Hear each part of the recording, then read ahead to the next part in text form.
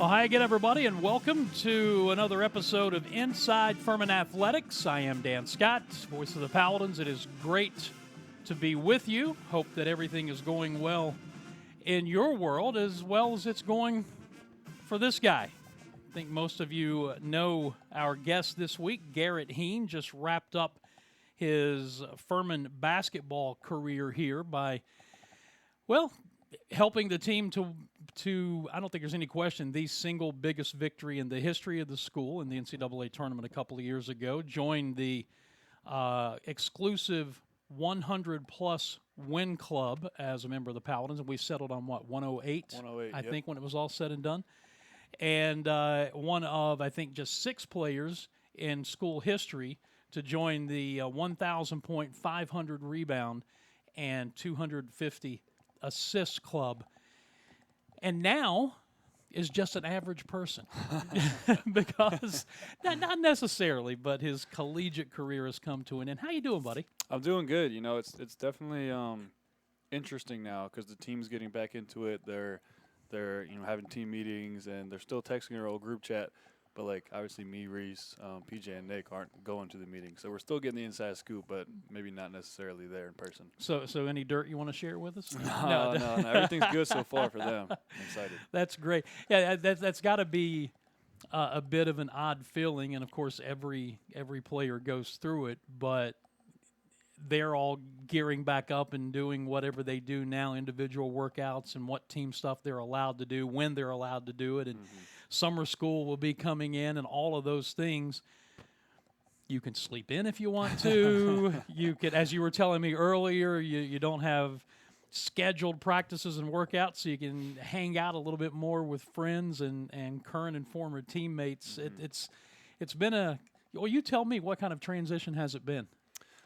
So really, it hasn't been totally different for me just yet because they're still in the phase where they're lifting and they're doing individual workouts. So I'm actually, we'll talk about it later, still preparing to go play overseas. So I'm still keeping myself in shape, still working out. So I'm still waking up in the morning, still shooting, still lifting with Coach John, and then still working out actually with Coach Kyle. But it's kind of just whenever I decide to do it. It's not set into whenever they pick. I kind of get to pick and choose when and where I do it. Well, and that's kind of the direction I was going to go, because if you're going to play in a program, you don't really have a choice. Yep. You have to do this when it's scheduled.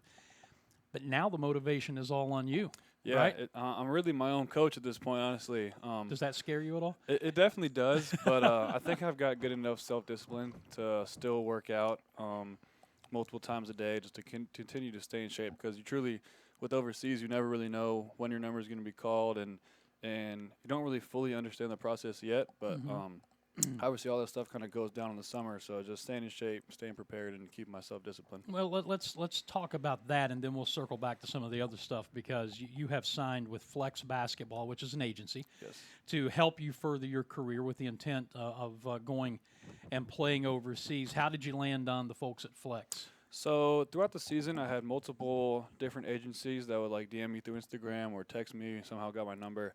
But I kind of didn't really answer any of them until the season was over. He wanted to focus on the season, focus on staying in the present. But kind of after the season was over, after North Texas, I started reaching back to him and started to get on the phone, get on Zoom with a couple of them. I probably ended up talking to about 6 or 7, 8 maybe. And then I actually had Coach Kyle, because he played overseas for a couple of years. I had him talk to a couple of different ones that were my favorites. And then really ended on them. I liked their professionalism. They've got an agent in America and an agent overseas, so I think that was a big factor as well. And, overall just seeing the work that they've done with rookies and other players in college, like similar to me, I really liked them. There have been a number of former Paladins in recent years make that journey to go play basketball overseas, some of your former teammates. Yep. And in fact, have you talked to them about that experience? For sure, yeah. I really talked to all of them, honestly. Try and talk to them more and more, just because I understand that being overseas, they're by themselves and, it can get lonely. So I try and be someone who they can talk to. I think I've probably talked to Mike Bothwell the most. He actually helped me, not really pick an agency, but kind of figure out what are good questions to ask them that would help me. But, they've enjoyed it. It's obviously different, living in a different country by yourself. And, I'm excited. I'm excited to be able to go, hopefully explore the world for a couple of years, get paid to do it and get paid to do what I love. Well, the good thing about it is you've got that Furman degree to fall back on. Sure. So you've got a little, we'll say from a figurative standpoint, little money in the bank, because whereas somebody who doesn't have that solid degree and will end up with the master's as well by the time August rolls around, it's got to give you a comfort level to know that you've got that when and if basketball ends to fall back on it and pursue as a career, but you don't necessarily have to do that right now. Yeah, for sure. It definitely helps, and especially, the Masters. I'm going to end up being the first player to leave Furman with 2 degrees. I think that's pretty cool. And, yeah, whenever I'm done playing, whenever that is, hopefully a long way down the road from here, but I'll have something good to fall back on. What's your family think about you going overseas? They love it. Obviously my mom's going to miss me. She's been in every game. I've seen her. It's like every day basically, even though I live 2 hours away. But, they know it's been my dream since a kid, and so they're excited for me and they're pushing for me, and they hope I end up in a good place to come visit on vacation. Well, I was just getting ready to say, knowing what I have come to know about your mom particularly, wherever you end up, she's going to find a way to get there. Yeah. At least once. Yeah, it's funny. I told her this past Christmas, I told her, I was like, wow, Mom, this could be my last Christmas in the United States for a while. And she started getting sad, and then I was like, well, probably not, because you're going to find a way to make a trip out of it to come see me. That's what moms do, man. Yeah. That's great. But all joking aside, that's part of just one part of a huge support system that you've had, right? Yeah, it's been awesome. My family's been very helpful to me, my girlfriend, even my teammates, the Furman family, the Furman fans, everybody has been so awesome and so supportive over the past 5 years. So this is a question that I'm sure that's impossible to answer, but okay. I ask it anyway. Can you sum up your 5 years at Furman in a sentence or two? Oh, man, a sentence for 5 years. It feels longer than 5 years, honestly. But I think a way to put it in words for me is just grateful. Mm-hmm. I'm very grateful that I got the opportunity, out of high school, to come to such a good school like this, a winning program. That's kind of why I came here in the first place, the family and the winning. And then just to see us, go from year 1 COVID, losing the first round, year 2, we think we make it to the tournament, and then the crazy shot. And then to be able to overcome that in year 3 was honestly it just kind of sets me up for life to know that whenever things knock you down, use that to your advantage and use that to get back up, get off the mat. And then, we kind of excelled from there, and it's been great.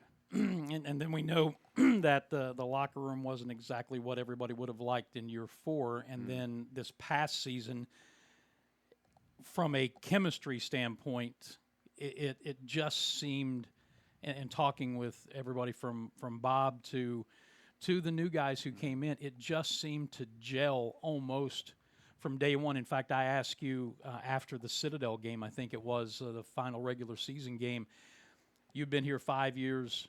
Reese had been here 4, PJ 2, and Nick 1, and yet it was like you had been together your entire careers, and that takes work.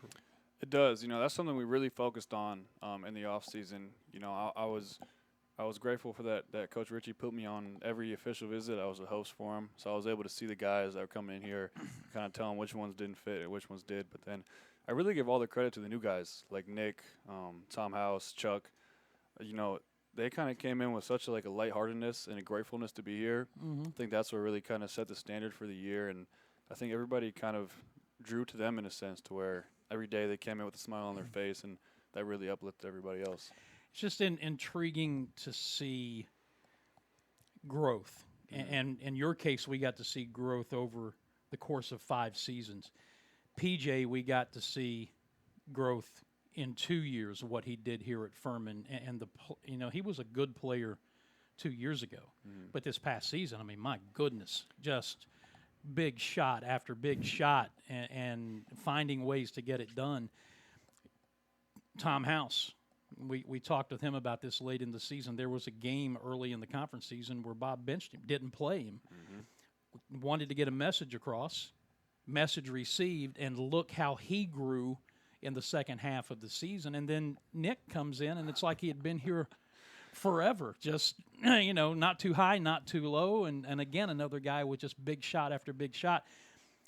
And what I'm getting at is something that Furman has been able to maintain that a lot of college athletics is losing now, and that's that word culture.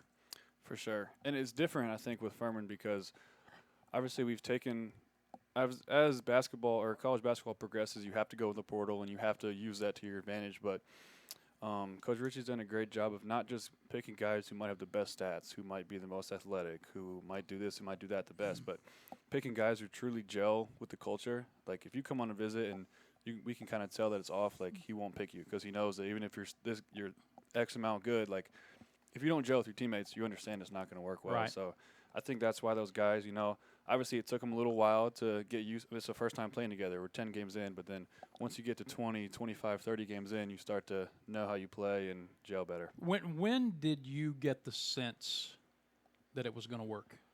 Oh, man. Our first scrimmage against Asheville, we came out very well defensively. And I think being in this program for 5 years, if you can defend, that's what we have in our locker room. It says if you defend, if we defend, we win. And I think the way we came out in the first half, and PJ hurt himself and didn't play that game. So to be able to do it without him in that game, and even the Auburn game, we ended up losing by 18-20 or like that. But at halftime it was a 2 or 4 point game, and I think just to show that we can hold our own against guys like that, I think really early on I kind of knew.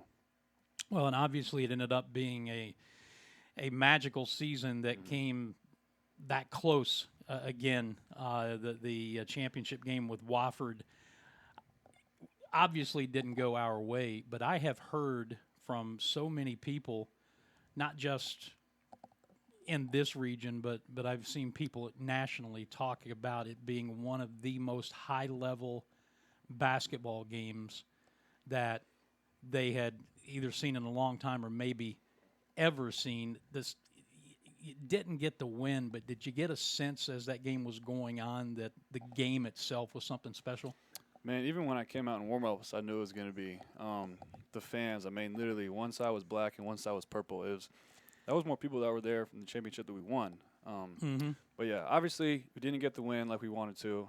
Heartbreaking that we ended up losing in that fashion. But even with that, it's one of my favorite games we've ever played in here. Yeah. The environment, we were going blow for blow for blow for blow. And every time one team scored, the crowd erupts. And the other team scores, the crowd erupts. It was a great environment. It was high-level basketball. And, it was really fun to be a part of.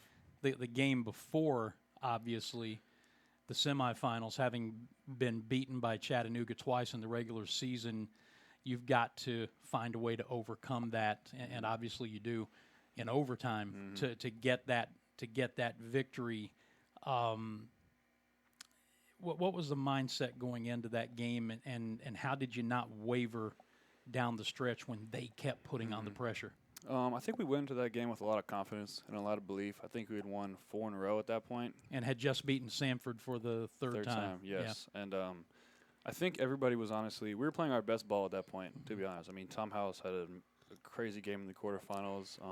Obviously, you know what Nick and PJ are going to do. And we understood basically it's win or go home. So there's no point to panic.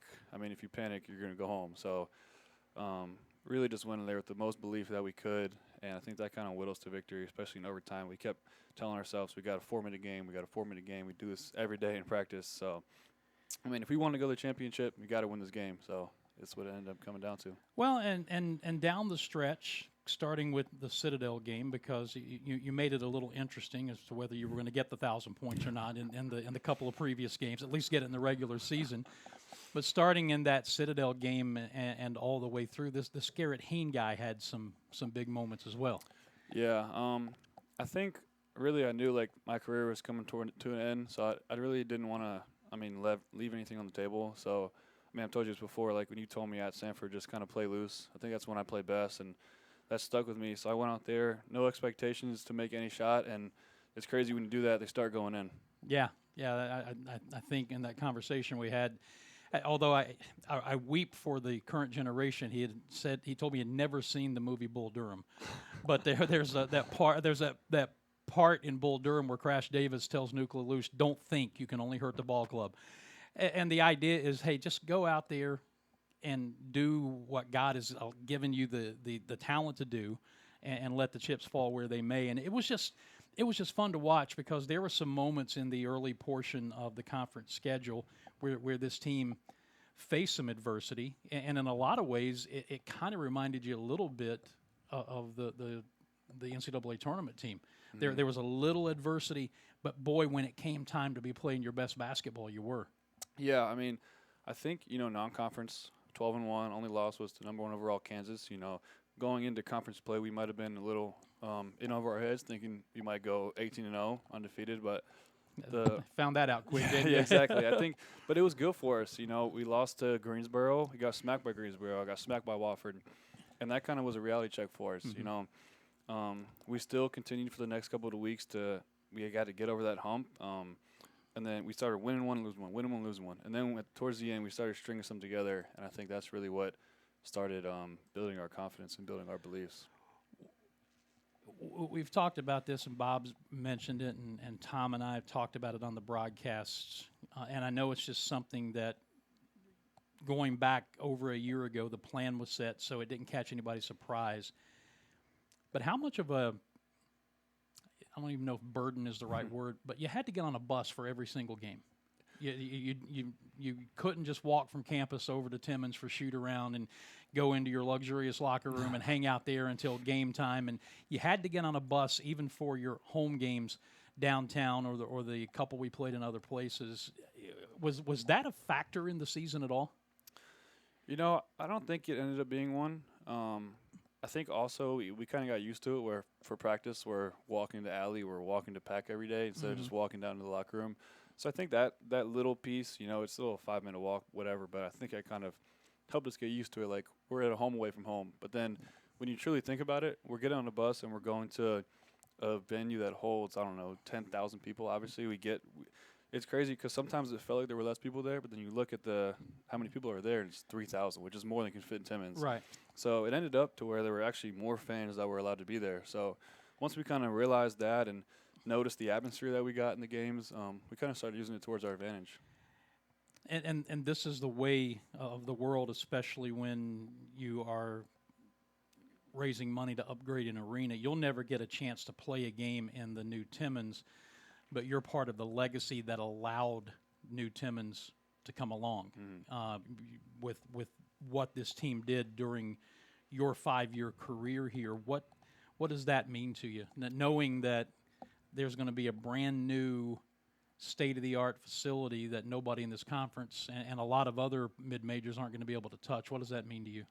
It means a lot. It's awesome to be able to see. I mean, I don't go in there very often because I want it to kind of be a surprise, but it's going to be awesome. It's going to be one of the best mid-major venues in the country, and for the fact that this team's going to be able to play in there, and obviously the guys who were here this year who had to practice in alley, practice in pack, they're going to get the opportunity to kind of go from that to this in the summer. It's amazing, especially to be a part of it. It's not just me, it's the guys before me, it's the guys from 2016, 2017. They kind of built the foundation for me and for the teams during my time. I think we did a good job of building the foundation for the teams upcoming. Visiting with Garrett Hien on this week's Inside Furman Athletics, just kind of recapping his 5-year career with Furman basketball and looking ahead to what the future is going to hold here.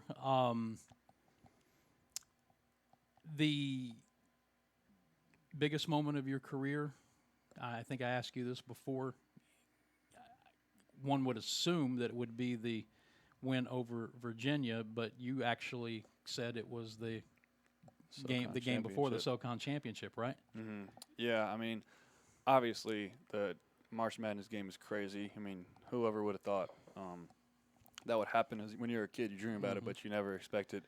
But yeah, like I said before, the SoCon championship, I mean, it means so much to us just to finally get this school a championship, to get them a ring after such a long time, and especially after what happened the year before. I think that's what made it so sweet. Is we used that such a low moment in all of our lives and all of our basketball careers to propel us to work harder than we had in any summer.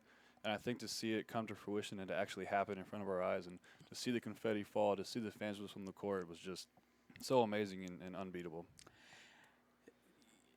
The intriguing thing to me in a career of intriguing moments for you. And I've told you this before. You're one of my favorite players to cover, largely because you never know what you were going to get or going to see out of this guy. Like in that regular season, the next to last regular season game. No, it was the last regular season game at Wofford when he hits the big three and he takes off to their student section celebrating and nearly touched off a riot. But that's what you get with this guy.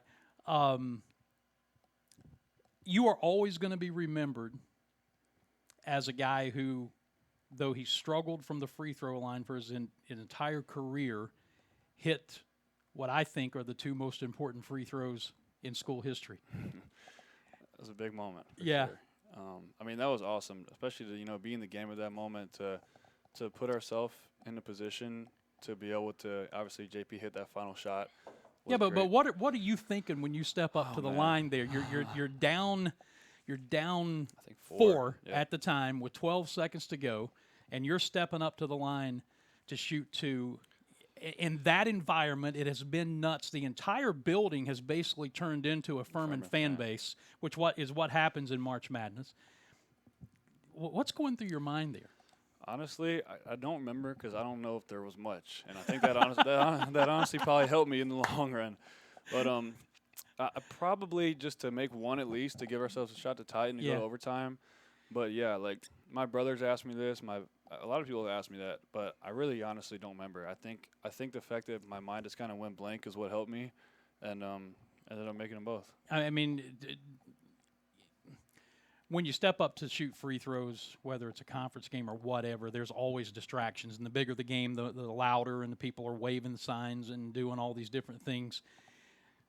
So in one sense, you have to become mentally strong enough to block that out anyway.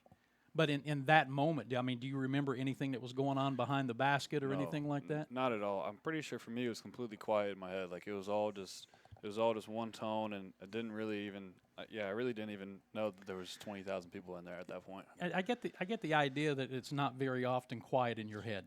No, definitely not. So I think the noise probably helped. I think when it's quiet is when things go bad.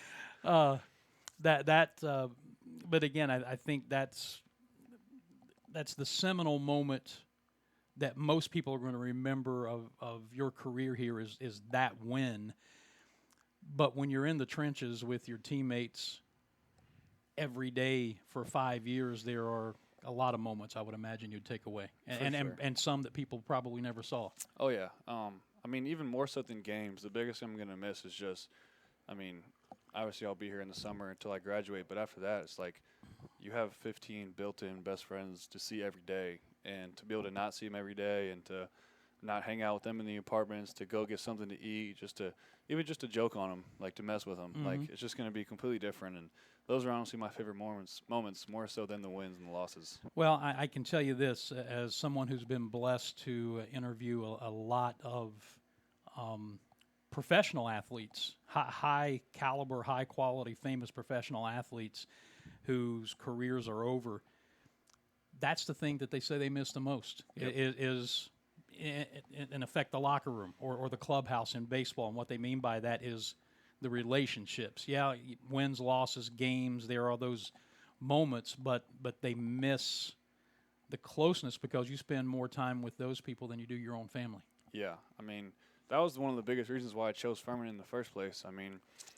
The day I committed, it was August 1st, 2019, I'll never forget, but I didn't even plan on committing. I just came, and there was a couple of recruits in the visit, and I'd already been here either once or twice, but just to see how the team connected. And the day that I first came, that was the day that Jason Donnelly got introduced as AD, Mm-hmm. and they all came down and introduced themselves to me, shook my hand, said what's up, pretending like I was already one of their own.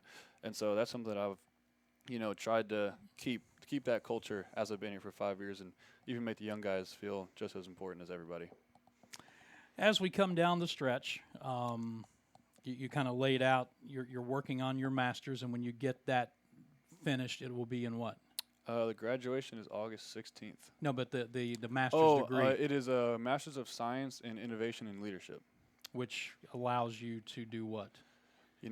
Hopefully it'll be a couple years down the road after I'm done playing. Right. I haven't really truly thought of that yet. Maybe something in coaching, hopefully something in basketball, because that's my true passion. But haven't truly thought of what to use it with yet. And do I understand we have a wedding coming up? I don't know. That's I can't answer that. That's a secret. At some point, maybe. Yeah, definitely soon. But here's what I do know. You told me when it happens, whenever that is, you already know who your best man's going to be. And all that good stuff, sure. right? Okay. Yeah, but that's. I'm not trying to get into any secrets or anything, but what do you want your legacy to be? Oh man, I don't even know if I want anything to do with basketball. Really, just the type of person that I am, the type of person that I strive to be every day. Just a good friend, honestly. I mean, that's something that in college basketball now it's hard to find because people are going from school to school to school to school, and you can't even find good people anymore. And I think that's just what I pride myself on, to make good friends, make true relationships, have real conversations with people, and just to love of my brothers. Because ultimately, those are the things that matter the most. And I'll know them for the rest of my life because of it. There you go. Before we wrap it up, just a little bit of personal news. I think most of you know that January of last year, we lost a 9-day-old grandchild, Grant. And my daughter and her husband made the decision shortly after that they were intentional. They wanted to continue to grow their family. So I got a birthday present. My birthday was yesterday, turned 58 years old. I got an early birthday present 2 days before.